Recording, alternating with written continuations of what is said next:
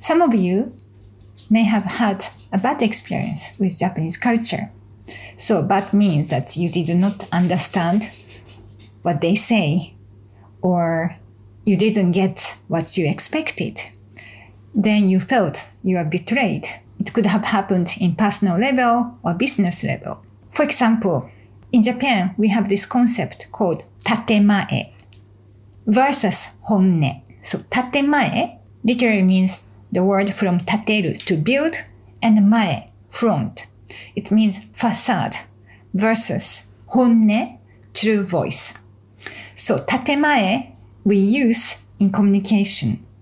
Why? Because in Japan, to keep the harmony with other people in a community, society, even with nature, the harmony is most important value to live in Japan. So we don't want to hurt others. We don't want to make enemy. We want to be harmonious. So often we kind of hide our true side, not from the bad intention, but from good intention.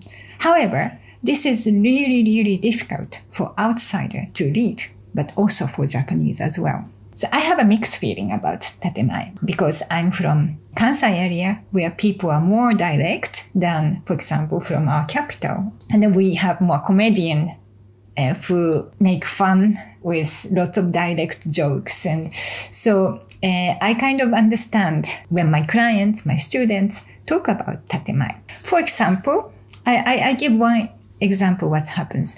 In Japan, when you are invited at somebody's house, the host will ask you, would you like something to drink?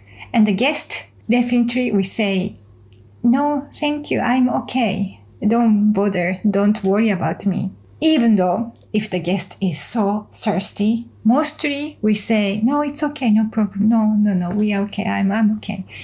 But this is also the courtesy and not to be a burden of the host. But host definitely brings something to drink.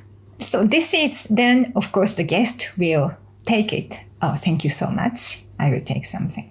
So this is how the communication goes. And when I was in the Netherlands, in the beginning, I was in the kind of reception and I've been asked if I like to drink something. And I said, no, don't worry, you're busy. And I was thirsty.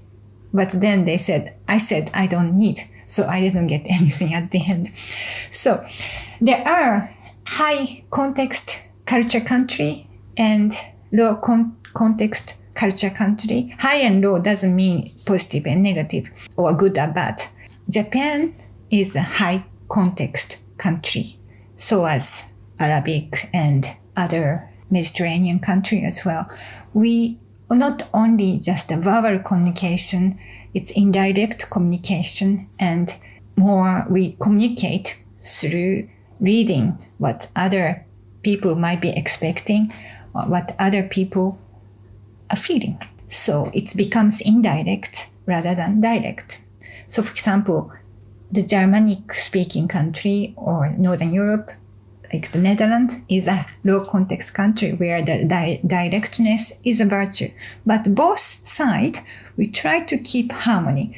Both, for example, low context country, to be as transparent, as direct as possible is the virtue to keep the harmony, not to create enemy. But in high context country, we do the opposite.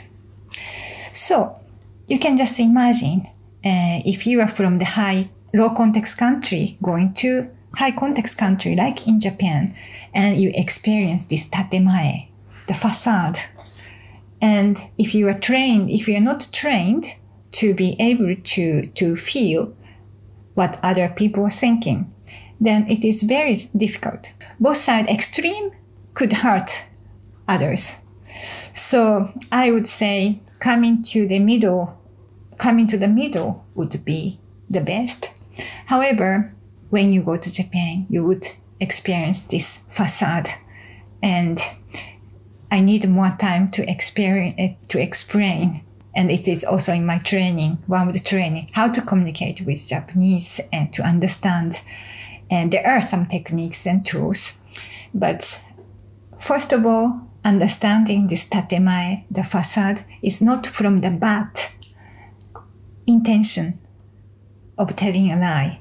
It's from the good intention to keep harmony with others and not to hurt others. I guess you have more questions and I'd like to explain more. So if you have any comments, please write below. If you like to have one-on-one session for either your own personal or even business, how to communicate with Japanese, please contact me by email. Thank you very much.